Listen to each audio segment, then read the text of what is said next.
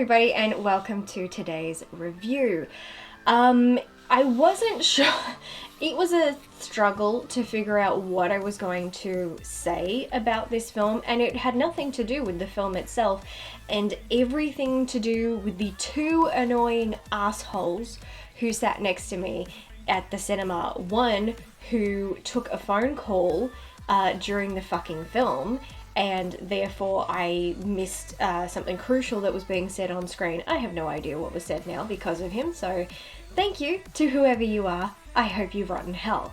His mate next to him had his notifications going off almost every 20 seconds, so he never even looked at his phone when those went off. He didn't even think, oh, maybe I should put my phone on silent. He just let them keep going for like the entire third act of the film. It was great. But I'm not here to bitch about that. Tempted to, but instead I put that video on Instagram. No, today, right now, I am going to give you my full thoughts on Mortal Kombat. So let's just try not to think about selfish pricks at the cinema, and let's just do this. Mortal Kombat is a 2021 American martial arts fantasy film directed by Simon McQuoid in his feature directorial debut, with a screenplay by Greg Russo and Dave Callahan from a story by Oren Uziel and Greg Russo. It's based on the video game franchise of the same name created by Ed Boon and John Tobias, and serves as a reboot to the Mortal Kombat film series. In it, MMA fighter Cole Young seeks out Earth's greatest champions in order to stand against the enemies of Outworld in a high-stakes battle for the universe. I have seen the original Mortal Kombat film twice in my life, and to be honest, I remember very little about it, and I've never played the game, so I felt I was going into this with a relatively blank slate, ready for whatever was going to be thrown my way. Off the bat, I have to say I really enjoyed this film. I love the world, the powers, the fighting, the characters. I think there was a lot you can have fun with, and by the end of this film, I felt totally amped up for a sequel. I mean, we're going along and I'm stupidly waiting for all the stuff that happened in the first film to happen, and then we get to the end and I realize what this film really is a setup film. It's clear they plan to go into more in a sequel, and fortunately they've given themselves a really nice opening for the journey these characters will take and really dive into more of what Mortal Kombat was about. However, in doing so, there are a lot of missed opportunities or bad choices made for this film, and I'm going to be open about all of them. Because while watching this, I was having fun. My cinema was roaring with laughter, clapping and cheering, and that includes me. Well, not the clapping and cheering part, just the laughing.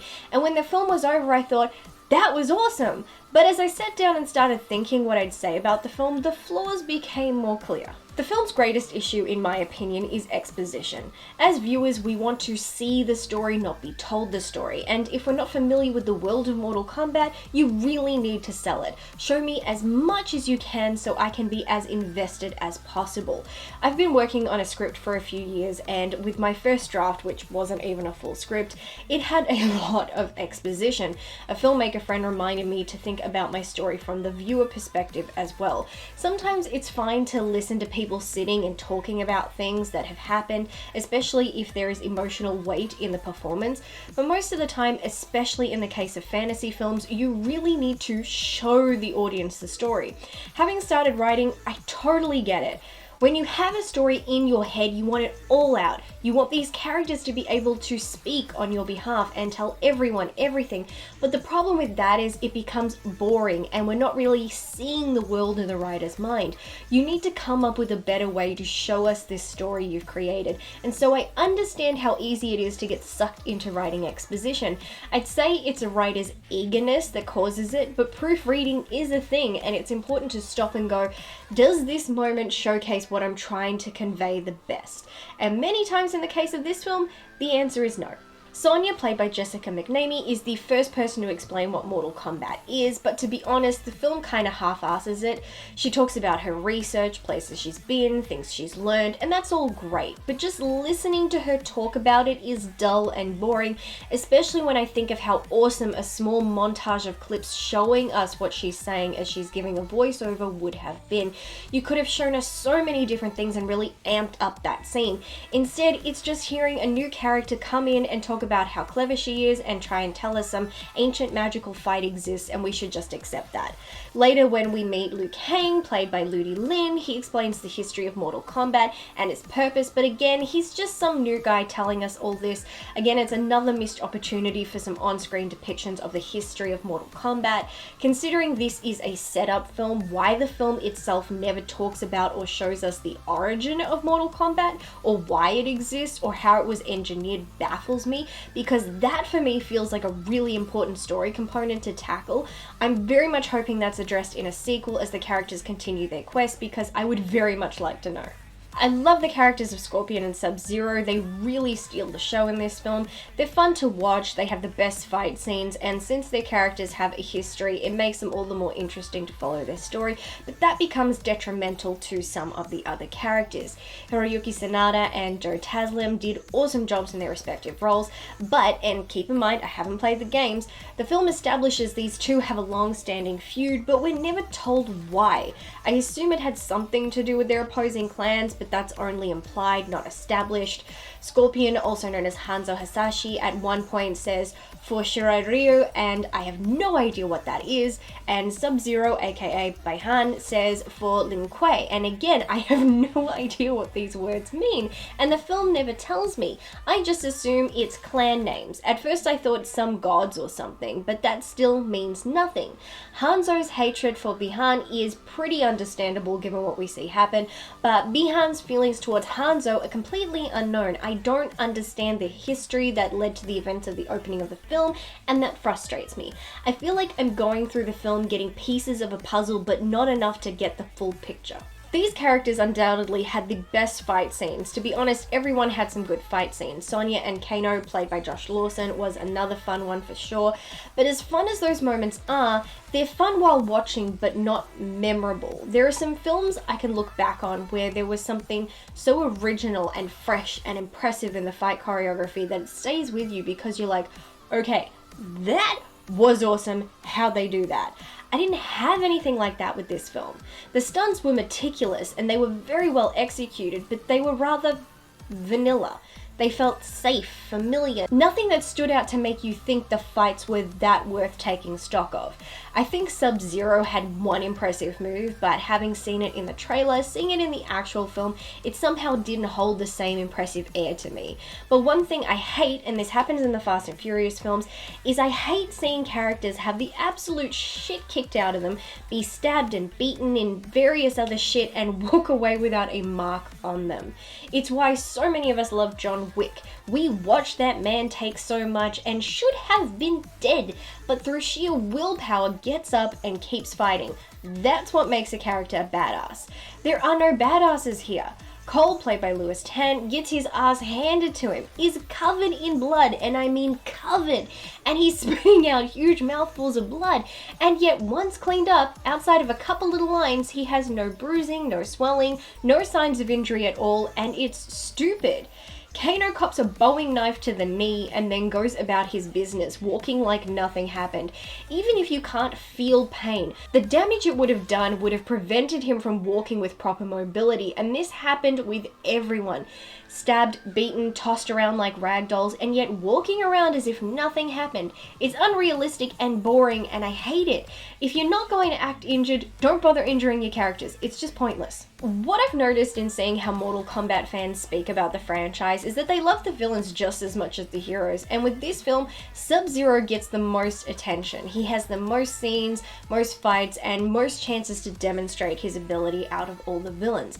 Everyone else, not so much. Not even Shang Tsung, played by Chin Han.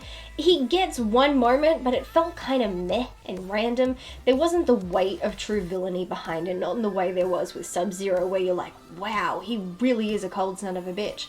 I remember a lot of outrage at Sissy Stringer's character, Melina, and her teeth when the trailer dropped, and at first when we see her I thought, okay, they're saving that reveal for a fight scene. She has 2 fight scenes, and yet the full extent of those teeth only come out for one brief moment, and it's before a KO, so I feel Melina fans are going to be pretty disappointed in how little she is utilized in this film. I don't even know her, and I was bummed. Kabal, played by Daniel Nelson and voiced by Damon Harriman, was fun. I like that he has a history with Kano. He has the same humor, but just all these villains are so short-lived and so much is unknown about them. Sub-Zero we care a bit more about because we see him more, but everyone else is just there. I don't know them enough to care about them or fear them. At least the heroes, we see more of their growth, their journey, their personalities, but it's all done through exposition and sped up, so it doesn't feel as genuine, but does feel more genuine than with the original. Kano for me, and without a doubt my cinema, was the standout. There are actors who play Australians and it's always obvious they are not Australian. Scripted with all this Aussie slang and referencing typical Australian things like boomerangs and didgeridoos, and it makes me cringe every goddamn time. But as soon as Kano opened his mouth, I knew he was played by a real Aussie. You can't fake what he did. It's like they told him, take your Aussiness and crank it all the way up, and he went, fuck it, let's go. This is going to sound weird, but Kano was like an elevated bogan. He was the most ochre thing I might have ever seen. Like, I reckon this dude is a Collingwood supporter, and I mean Kano, not the actor. I hate Australian stereotypes, especially them in films. I complain about them all the time. But my god, every time he spoke, my cinema was in hysterics. He had my 72-year-old mother laughing because he is just the pure essence of what it is to be Australian. He is so chill in the most strange and fucked up situations. He doesn't think before he speaks, or even after. Shit just comes out of his mouth. He's very jovial and has a deep love of the word fuck and all its variations. We all know a Kano. Many of us have been a Kano at some point. I am a Kano every time someone annoys me or pisses me off. And I'd say that's why everyone in my cinema loved him and laughed so much at these scenes, because we all knew this guy or have been this guy, and it was hilarious. I mean, he is an absolute dick and you want to see him get his ass kicked, but I got to admit, and I hate this word with all my being, but he's a mad cunt. This is how any Aussie would describe him, and as much of a dick as he may be, he was a fucking entertaining mad cunt. By the way, in my country, that's a compliment, so don't get all pissy at me. That's just an Australian thing, leave me alone. I think for the most part everyone delivered their lines very well, but sometimes there would just be a moment where it was clear the line fit the scene, but the way it was delivered made it feel like it had no place there. Sometimes the actors just weren't selling the lines or the scene. It was kind of on and off the gas in terms of performances. It was good, then off, then good, then off. It was never just smooth running, and there was a lot of repetitive actions, whether it be Liu Kang constantly flicking fabric around his waist for no reason, or Scorpion taking his mask on and off, or Kano sheathing and unsheathing his blade. It was so weird and kind of annoying because I didn't understand all these repetitive actions. I think this film was very well shot. I thought the camera work was great, and in terms of visual effects, it was mostly great, but not 100%. Some things felt off or felt like the effects they were, but I didn't mind too much. While it was all much better than the original Mortal Kombat, it almost felt like a tribute to the nostalgia of the effects of that film that it's so famous for.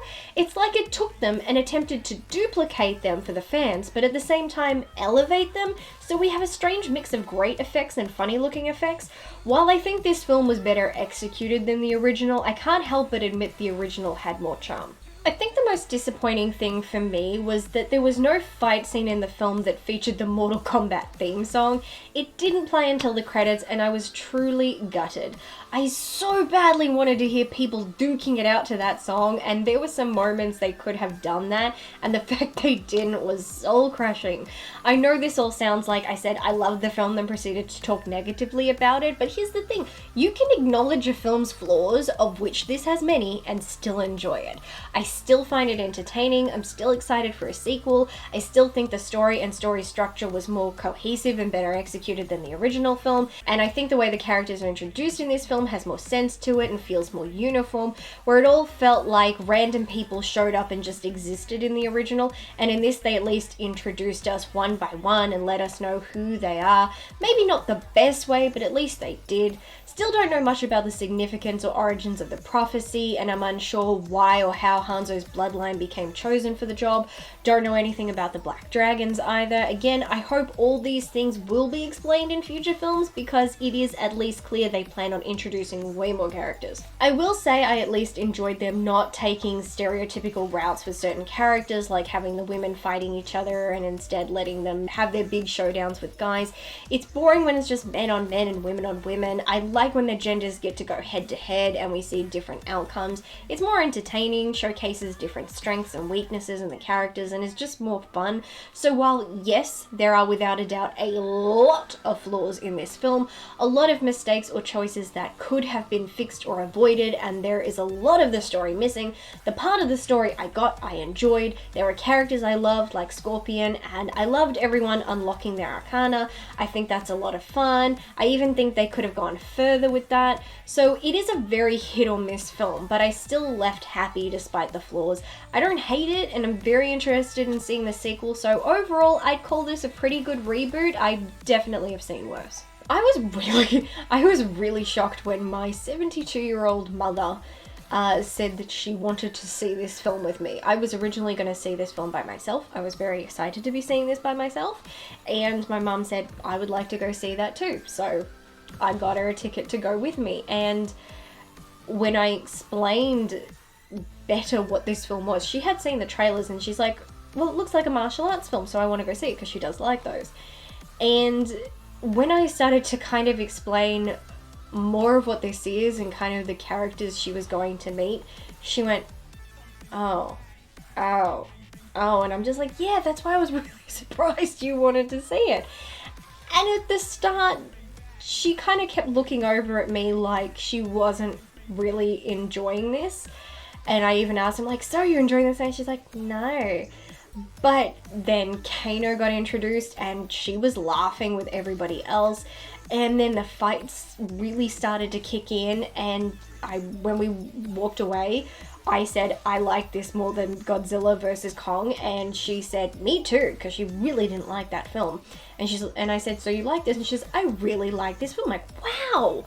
I said, so would you want to see a sequel? And she says, yeah, I'd go and see it when it comes out. And I'm like, this woman can still surprise me. I sometimes take her to see the MCU films, and she's seen Wonder Woman and things like that, and these don't seem like her type of films, but the fact that she gives them a go and most of the time walks away really enjoying them just really surprises me. I still feel like there are a lot of moments in the film that I don't have an opinion on because I don't know what happened, because it was ruined to me by the two selfish pricks who were sitting beside me.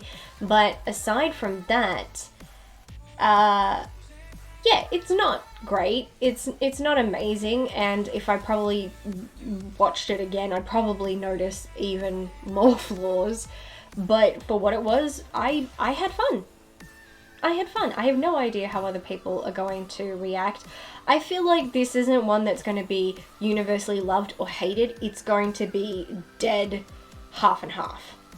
That is how I see this going. People are going to either hate it, love it, or possibly be like me where they're able to look at both and be like, yeah, that's bad, yeah, that's good, and because I'm in the middle.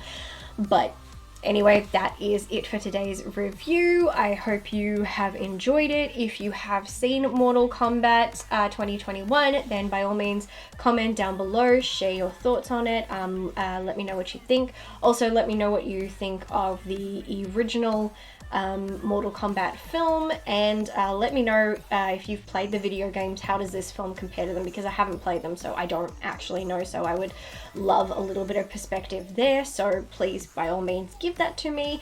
You all saw it on the screen. Thank you as always to my awesome patrons, and that is it for today's video, and I hope to catch you in my next one. So until then, bye!